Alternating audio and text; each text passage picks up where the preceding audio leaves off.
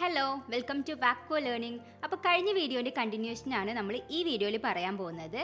ഇപ്പോൾ എന്തെങ്കിലും ഒരു സാധനം തിരയുക എന്നുള്ളതിന് നമ്മൾ ഇംഗ്ലീഷിൽ എന്താ പറയുക? ടു സെർച്ച് എന്ന് പറയൂ അല്ലേ? അതേ മീനിങ് വരുന്ന ഒരു ഫ്രേസൽ വെർബാണ് ടു ലുക്ക് ഫോർ. ഒരു എക്സാമ്പിൾ നോക്കിയാലോ? ഞാൻ എൻ്റെ താക്കോൽ തിരഞ്ഞുകൊണ്ടിരിക്കുകയാണ്. നിങ്ങളത് കണ്ടായിരുന്നോ? നമുക്ക് എങ്ങനെ ചോദിക്കാം? I am looking for my keys, have you seen dum?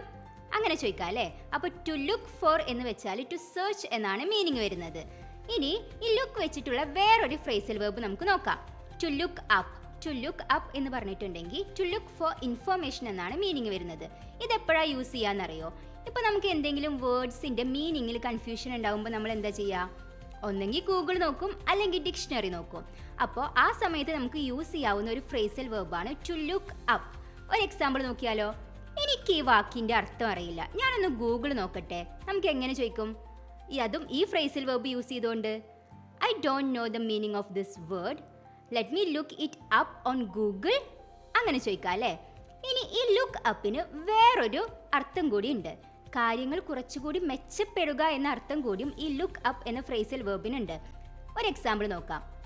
ഞാൻ വിചാരിക്കുന്നത് അടുത്ത വർഷം ആവുമ്പോഴേക്കും കാര്യങ്ങൾ കുറച്ചുകൂടി മെച്ചപ്പെടും എന്നാണ്. നമുക്ക് എങ്ങനെ പറയാം? അതും ഈ ഫ്രേസൽ വെർബ് യൂസ് ചെയ്തിട്ട്.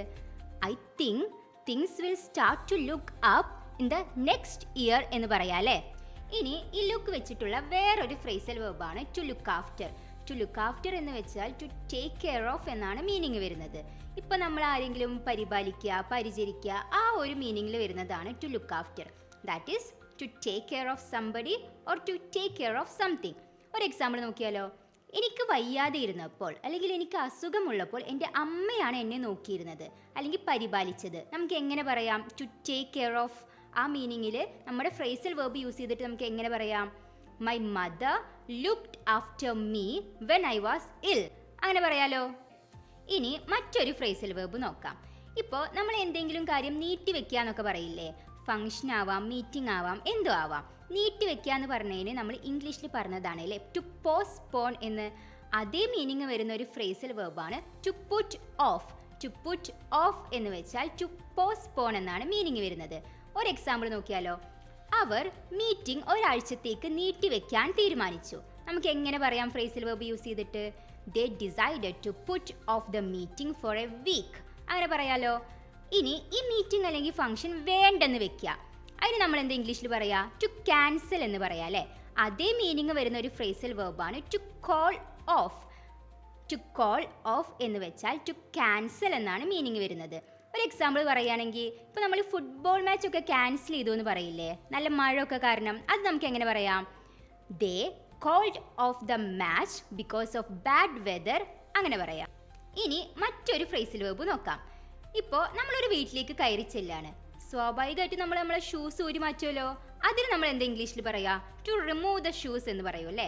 അതേ മീനിങ് വരുന്ന ഒരു ഫ്രേസൽ വെർബാണ് to take off. To take off എന്ന് വെച്ചാൽ ടു റിമൂവ് എന്നാണ് മീനിങ് വരുന്നത്. ഒരു എക്സാമ്പിൾ നോക്കിയാലോ? അയാൾ വീട്ടിലേക്ക് കയറുന്നതിന് മുമ്പ് ഷൂസ് ഊരി മാറ്റി. നമുക്ക് എങ്ങനെ പറയാം? He took of his shoes before entering the house എന്ന് പറയാം. ഇവിടെ ടേക്ക് ഓഫ് എന്നുള്ളത് ടുക്ക് ഓഫ് ആയിട്ടുണ്ട്. എന്തായിരിക്കും കാരണം?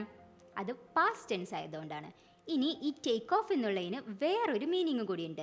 നമ്മൾ കോമൺ ആയിട്ട് കേട്ടിട്ടുള്ളതാണ് അല്ലേ? പ്ലെയിൻ ടേക്ക് ഓഫ് ചെയ്തു എന്നൊക്കെ, പ്ലെയിൻ ഉയർന്നു പൊങ്ങി എന്നൊക്കെ നമ്മൾ കേട്ടിട്ടുണ്ട്. അതേ മീനിങ് വരുന്ന ഫ്രേസൽ വെർബാണ് ടു ടേക്ക് ഓഫ് എന്ന് വെച്ചാൽ. ഒരു എക്സാമ്പിൾ നോക്കിയാലോ? പ്ലെയിൻ കൃത്യം 10 മണിക്ക് ഉയർന്നു പൊങ്ങി. നമുക്ക് എങ്ങനെ പറയാം? The plain took of at 10 o'clock എന്ന് പറയാം. അപ്പോൾ ടു ടേക്ക് ഓഫ് എന്ന് വെച്ചാൽ എന്താണ് meaning? To leave the ground and begins to fly എന്നാണ് മീനിങ്. ഇനി ഒരെണ്ണം, നമ്മൾ എവിടെയെങ്കിലും പോകുമ്പോൾ യാദൃശ്ചികമായിട്ട് അല്ലെങ്കിൽ ആകസ്മികമായിട്ട് ആരെങ്കിലും കണ്ടുമുട്ടി. അതിന് നമ്മൾ ഇംഗ്ലീഷിൽ പറയുന്നതാണ് അല്ലേ? To meet by chance.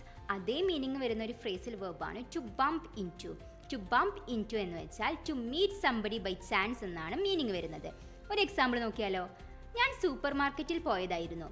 അവിടെ വെച്ച് യാദൃശ്ചികമായി ഒട്ടും നനച്ചിരിക്കാതെ ഞാൻ എൻ്റെ ഫ്രണ്ടിനെ കണ്ടുമുട്ടി. അതായത് ഒട്ടും എക്സ്പെക്ട് ചെയ്യാതെ ഞാൻ എൻ്റെ ഫ്രണ്ടിനെ കണ്ടുമുട്ടി.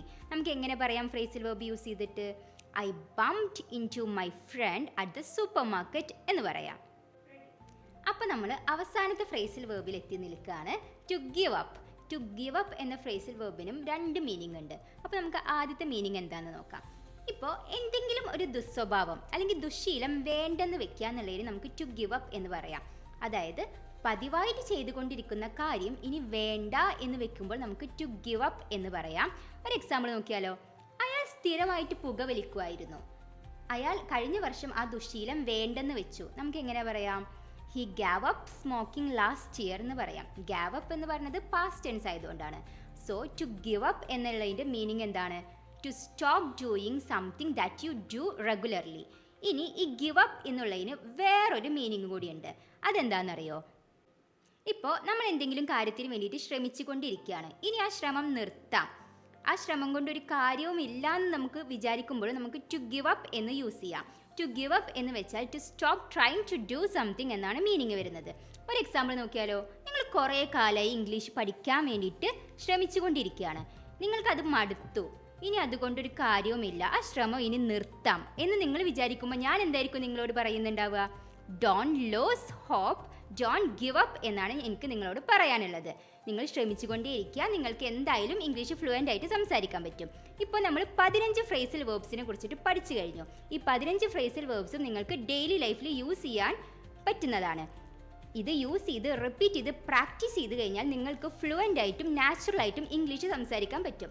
അപ്പം മറ്റൊരു റെലവൻറ്റ് ടോപ്പിക്കുമായിട്ട് നമുക്ക് നെക്സ്റ്റ് വീഡിയോയിൽ കാണാം. Bye from വാക്വോ.